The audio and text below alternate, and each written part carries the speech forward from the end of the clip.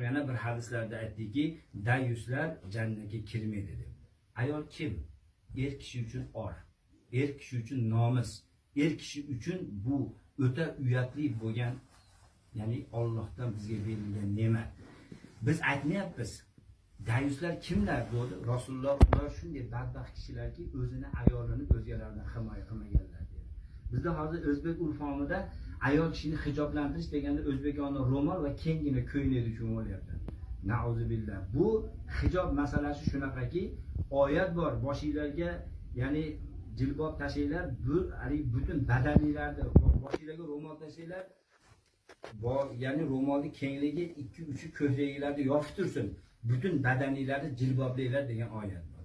Shu oyatga bu ayolni bugundan boshlab Rossiya davlatida bo'ladimi, o'zga mamlakatda bo'ladimi, Qorasuv ichida bo'ladimi, siz inshaalloh bu ayolni hijoblab, o'zga erkaklarni ko'zidan, ularda bu ayolni bo'yi past, chiroyli, qora, sariq, oqili, xumo ko'zligidan olim o'zga kishilar harom ekanligini his qilib, Xudodan qo'rqib, mana bu ayolni nima qilasiz? Ya'ni hijoblab yashaysiz. Shuning uchun Allohdan qo'rqasiz. Mana bu ayolning haqqiga xiyonat qilmaysiz. Mana bu ayolga bo'lgan muomalani Alloh va Rasululloh qonuni asosida qilasiz inshaalloh. Tushunarlimi? Yo'q. Mana bu parda ortida o'tirgan opa-singillarimiz va hozirgi nikohga shay bo'lib turgan qizimiz va atrofda kimdir nikohida nikohlanib turgan opa-singillarga nasihatimiz shuki, muslima ayol kim? Kimi biz muslima ayol deb atolmaymiz? Shallaqsinimi?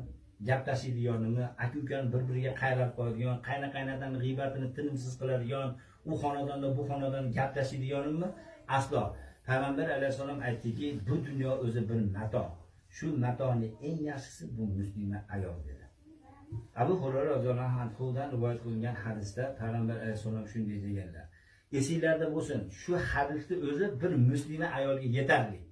Qaysidir bir ayol namozida bardavom bo'lsa, Ramazon ro'zasini tutsa, farzini, ya'ni badanlarini zinodan, haromdan to'ssa, erga itoat qilsa, qiyomat kuni xohlagan jannatning eshigidan kir deb aytiladi dedi. Mana hadis qarang.